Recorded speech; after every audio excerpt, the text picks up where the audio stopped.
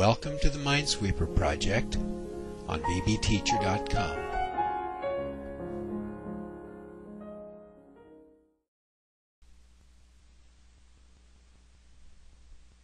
Let's get started on our program. Our first task is to set up and begin the project, and we'll start this off with File, and we'll create a new project. And in the new project dialog, it's going to be a Visual Basic Windows Forms application is what we'll use here, and we'll give it the name Minesweeper. And we'll create a directory for the solution, and it will also be Minesweeper.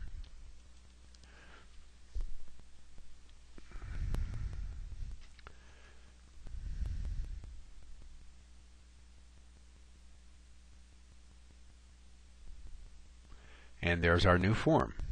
Now we're actually going to be working from the inside out, and the first thing we're going to work on here is the individual mine cells that we see every time we play the game. The ones that show the mine and show the numbers and show the blank form behind it and show the rest of that sort of thing.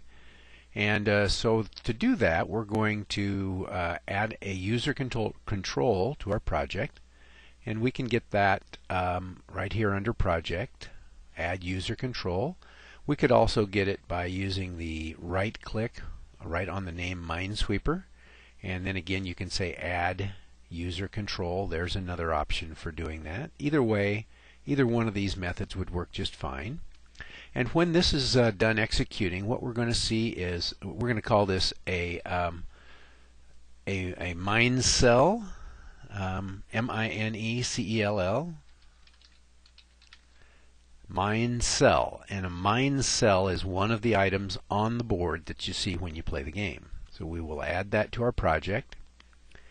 And this mine cell then will have a number of drawing routines in it to use as we begin our program. Now, in order to do this, what we want to do here then is to create a property that will control the view of the mine. And basically then we need to get into the code here behind the mine cell.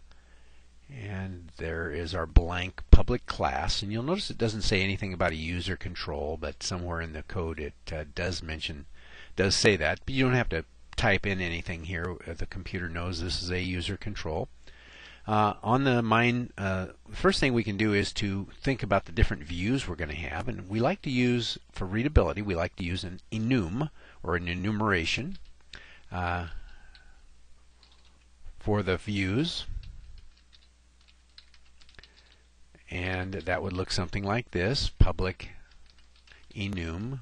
Got to give it a name, mine cell view. And the different types of this are button, a mine.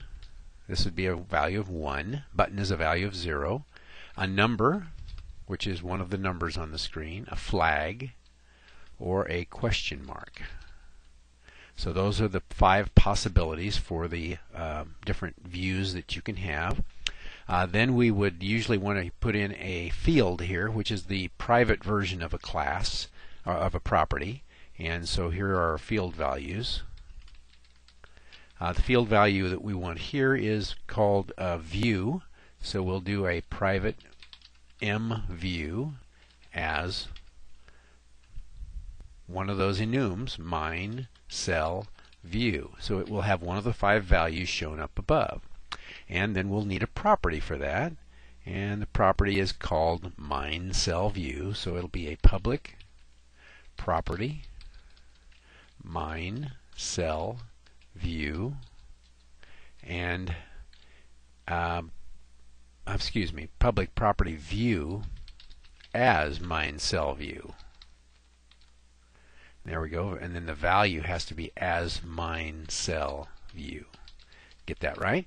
And what we want to do here then is we want to return mView, our private value. And then here we set mView equals value. So now we have a property that we can set up that will change each time. Get rid of these parentheses here and we'll be good to go, I think. There we go.